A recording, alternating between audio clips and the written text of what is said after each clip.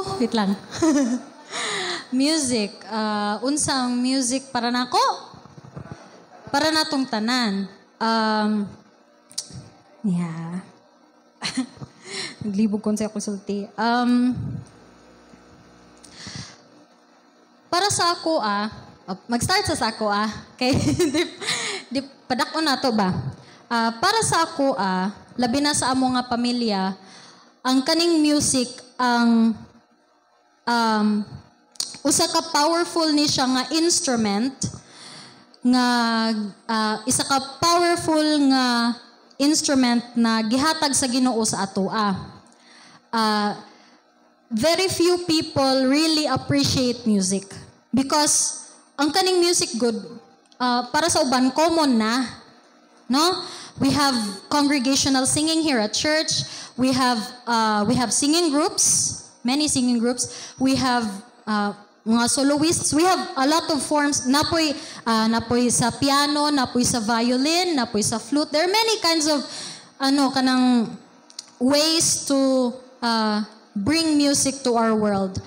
But para sa ako, ang music yun, number one is form of expression. Kami, whenever the four of us, whenever my family and Shin, Mama and Papa, whenever the four of us sing, sa ako, unsay unod sa kanta, mao ginang first na ako nga mahuna-hunaan sa ako ang mind, and that helps me sing the song. Kay dili man ta kay gakanta lang ta, kay para mo pakita sa tong talent. It's not like that for me. Para sa ako, ang ako gyud is paninduto nato ang kanta, kantaho nato sa pinakanindot nga paagi, i-play nato, itukar nato sa pinakanindot nga paagi, kay ang message sa kanta, ang ganahan nato i-share. Amen? Nakoy nabasahan sa writings ni Ellen G. White, pero dili nako siya ma-recite sa inyo ha. Kay ang ako ra gikuha ang punto. Ingon si Ellen G. White, ayaw usiki inyo nga talento labi na sa pagkanta. Ayaw ninyo i-waste inyo nga time sa pagpaminaw og worldly music. Focus ta, gamito nato atong talent sa pag-share sa gospel sa tibok kalibutan. Because music is so powerful. Nabatian ganina mo, music, some news came to us one day sa amwa upat, nga ang mga kanta kuno nila, Mama ug Papa,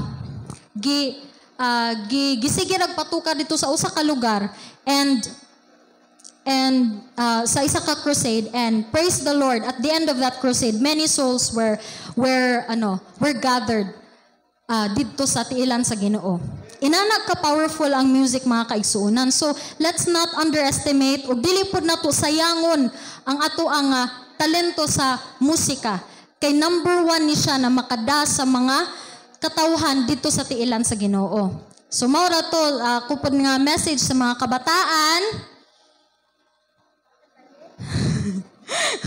Message na ako sa mga kabataan, sa mga youth, and even sa mga parents na let's not waste our talents. Let us use it in the glory of God. Kay para makadala pagitag mas daghan nga mga kalag sa tiilan sa Ginoo. Amen?